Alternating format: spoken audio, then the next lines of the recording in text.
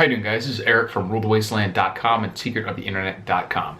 This video is about 4 reasons why the polls, the current polls especially, may not be that accurate on Donald Trump, and why he could actually be doing much better already and also do better in the future, and that the polls aren't really showing the true reality in this situation. So there's 4 elements to this. I'll get into details of each of them, a little bit of overlap. And the first one is methodology. There is a lot of ways that they create these polls. Some of it's done on purpose, some of it's done with good intentions to get the best results. Some of it is done with not so good intentions. We just saw the article on InfoWars. Yeah, some people hate InfoWars, but this article happens to be a fact that the CNN after debate poll was reporting that Hillary won, even though it sampled, what was it, 58% of the respondents were Democrats, and it doesn't mean that the other remainder was all Republicans too, because the independents were included in that poll as well. And that's even worse than the poll they did after the first debate, which was definitely heavily shifted. So that's one way to do it, is there's things you can do. As Mark Twain once said, there's 3 types of untruths: lies, damn lies, and statistics. And what that means basically is that there's ways to manipulate survey data and statistics without necessarily being actually fraudulent. You can say that in this poll, CNN can actually say X number of people voted that Hillary won the election, and that's completely true. It's just deceptive, because the idea is you're trying to find out what the overall population thinks, so the sampling should be as close to a reflection of that as possible. And you can mess that up accidentally, but you can also mess it up on purpose. So they can do things like that, like messing with the demographics of the polls. You know, they can do messing with the voter registration numbers, like an uneven number of Democrats and Republicans. And now if you're trying to, goes back to methodology can be correct too, to do things not absolutely even. Like if you're in a state where there's much more Democrats than there are Republicans, then it would make sense to have slightly more Democrats poll, because you're trying to get a good picture, not necessarily just trying to make it dead even, 50 Republicans, 50 Democrats every time. You know, if you're in, I don't know, Louisiana or something, some really red state, Alabama, and you say, I'm going to make this really legit poll, I'm going to do 1,000 Democrats and 1,000 Republicans, that's going to probably give you a little skewed look at where the whole state is as a whole, because it's not a 50-50 split, and that's the same the other direction in other states, maybe like California or New York. So you can do things not perfectly even like that and be doing it better because of that, but it also can work the other direction, and that can be done accidentally by not knowing how the demographics have changed, or specifically how they haven't changed for this election, or it can be done on purpose. So I think both these elements are at play. I think there's a little bit of shenanigans, and I think there's much more shenanigans on the going against Trump than there would be going for him. And I do think there's some elements of not understanding exactly how this election is different from some of the past. So I'll get into it. Some of these, in terms of methodology, they can mess with the number of each voters. They can mess with where the polls were done. Like I was reading one poll a long time ago, I think during the primaries, that was done in Atlanta, and it was trying to make a statement for the whole state of Georgia, where the demographics are a lot different in Atlanta than they are for the state as a whole. Things like that. And even the way polls are worded, we saw one poll where they changed the wording slightly and it gave a much different result, just because you eliminate options and things like that. So that information can be useful, but can also be used improperly to show a certain result. So methodology is one way, either accidentally or purposefully flawed methodology. And there's evidence that this is the case in at least some of the polls. Number 2, the shy Trump voters. Anytime you have a presidential election, you have people coming out and saying that the other candidate is garbage and the reporters are stupid. But it is such an elevated level with this election that Trump is just being absolutely excoriated by the media, and it's unique in that this sort of hatred is directed a lot more at his supporters than it has been in the past. Trump supporters are getting literally attacked, having things thrown at them, signs ripped up out of their yard, all sorts of other stuff. We have business coming out and saying, O'Reilly just claimed that major media companies have basically told their employees, if you're for Trump, you're done here, or you're fired.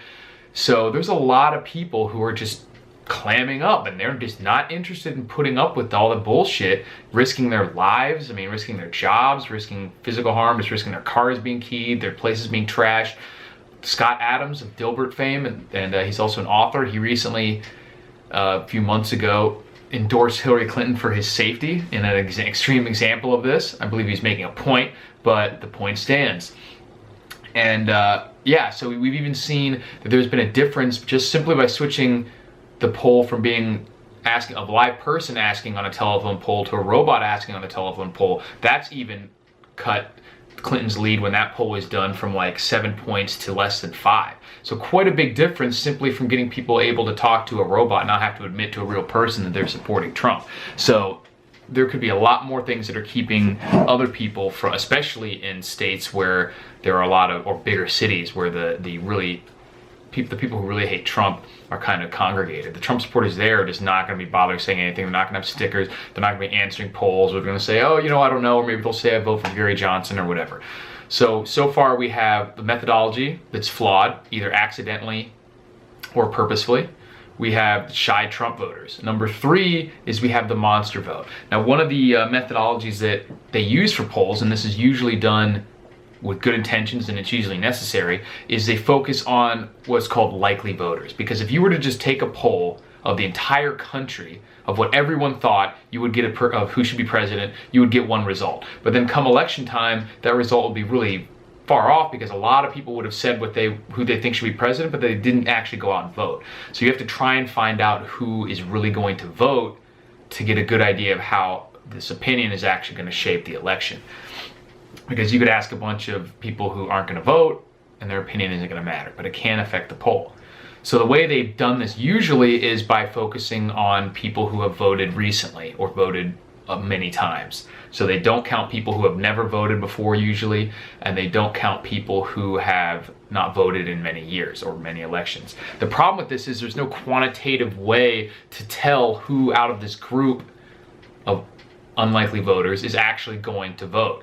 And there's been a lot of evidence, at least anecdotal and maybe not necessarily quantitative, but there's a lot of evidence that there's plenty of people who have never voted before, haven't voted for years because they're disenchanted with the whole political process, are now coming out in support of Trump because he's viewed as being an outsider. The Republican establishment hates him. The Democrats hate him. He's not part of the political machine. He's not a lifetime career politician. So there's a lot of people who have never voted before, haven't voted in years, and are actually saying, it's awesome, I'm going to support Trump. I'm going to place my first vote for Trump, my first vote in 20 years for Trump. And none of these people are being polled because, or if they are, their answers are being disregarded because they haven't voted ever or they haven't voted in a long time. So this is what's called the monster vote, primarily because of the size of this group of voters is enormous. So it would not take a huge change in the number of people who have never voted before or aren't voting regularly to start voting to make a pretty big swing in the election. And there's no real way to tell how many of these people actually will end up voting. So that remains to be seen, but I think it's going to be a lot more than have been in previous elections for the reasons that I mentioned, that Trump has something that appeals to these people who may be disenchanted that other candidates have not. The next point is the enthusiasm gap. This is point number 4. The Mike Cernovich of Danger Play has a great article on that. I wrote an article on Decon Media where this video is in response, or not in response, but it's a corollary to that. So you guys can go over there and check out that. I go into these points in more detail, and you can check out Danger and Play. Mike Cernovich has a video, not the video. He has an article, The Enthusiasm Gap, and I suggest you reading that. But basically the idea is similar to what I just said with the monster vote. You can take polls all you want, even of people who are regular voters, not all of them are going to go vote. You know, if you say regular voters, maybe 90% of them vote. I have no idea what the actual conversion rate is. But the point is, if you take Trump supporters as a group and Hillary supporters as a group, one of these will end up having a higher turnout of actual people who vote. If you take the regular voters of one group and the regular voters of the other group, they're not both going to have identical turnout rates. They're going to have different turnout rates. And one of the things that affects those turnout rates is the enthusiasm. And we've seen that there's a lot of enthusiasm for Trump. I mean, he's packing venues all over the place. He had record-setting turnout in the primaries. He is blowing Hillary away in social media following. Now, none of this automatically means that he'll have more turnout at the polls come November, but it's hard to imagine that a lot of people, that people aren't at least excited about Trump as they are as Hillary.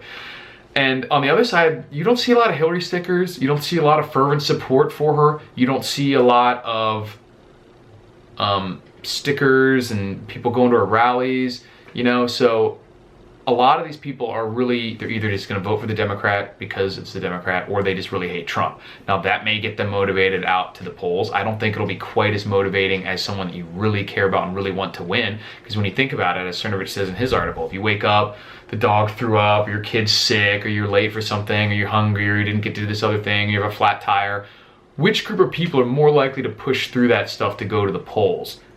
Is it going to be the people who are packing stadiums by the thousands and waiting hours and hours outside, braving people throwing eggs and hurling insults at them to get into a rally just to hear the person speak? Or is it the people who are like, oh, she'd be better than the other guy? I leave that for you to decide. I personally think there's going to be quite a big difference. And it doesn't even have to be a big difference. Each one of these four elements that I've mentioned in and of itself could swing the election. This one certainly could as well, even in a small amount. And certainly when you take them all together, you have a big opportunity for a, quote, upset. But I don't think it's an upset. I just don't think these things are being taken account into the polls.